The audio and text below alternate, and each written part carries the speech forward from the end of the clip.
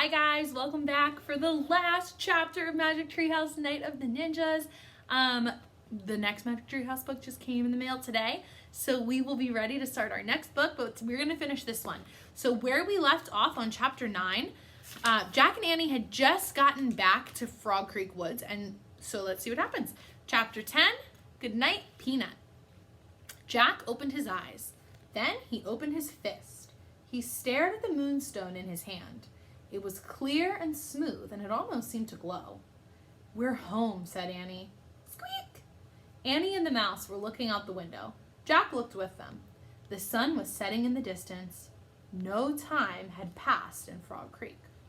They heard their neighbor's dog Henry bark, and they heard the crickets chirp.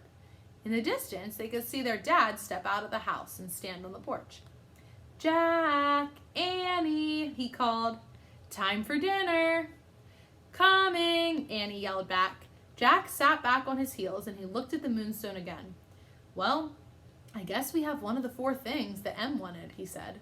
"We'll have to look for the other 3 tomorrow," Annie said, and Jack nodded. They had a lot more work to do. He put the moonstone in his pocket and pulled out his backpack. "Ready?" he said. "Wait," said Annie. She took off one of her sneakers and pulled off her sock. Then she put her sneaker back on. "What are you doing?" said Jack. "I'm making a bed," she said. "A what?" "A bed, for Peanut to sleep in." And Annie picked up the mouse and tucked him inside of her sock. "Good night, Peanut," she said softly. Squeak! "Oh, brother," said Jack.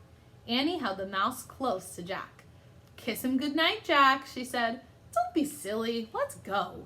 "Thanks for helping us," Annie said to the mouse. So in this page, you can see they're in the treehouse. They have the M on the floor, but Annie just put Peanut in her little sock. How silly. She put Peanut down on the glowing M, and she pulled Morgan's message out of her pouch and put it next to the mouse. "See you tomorrow," she said. Then she started to climb down the ladder. Jack looked at the mouse, and it looked back at him. For a moment, its dark eyes looked old and wise. "Come on, Jack," called Annie. Jack kissed his tiny head. "Night-night, Peanut," he whispered, and then he headed down the rope ladder. It got darker and darker as he went down, and by the time he stepped onto the ground, it was almost completely black. "Where are you?" said Jack. "Here," said Annie. Her hand bumped his, and he took it. "Careful," he said. "Careful yourself," she said. And together they took off running through the cool, dark woods. They moved silently and swiftly. 2 shadow warriors returning home. That is the end of our book, Magic Treehouse Night of the Ninjas.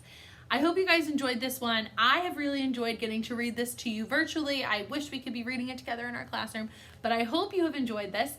And I will record our first chapter of Magic Treehouse number 6, and I don't know what that's going to be about. You have to be surprised. I'll record that later this week, and I'll post that for you guys too. So I hope you enjoyed this one, and I hope to see you soon.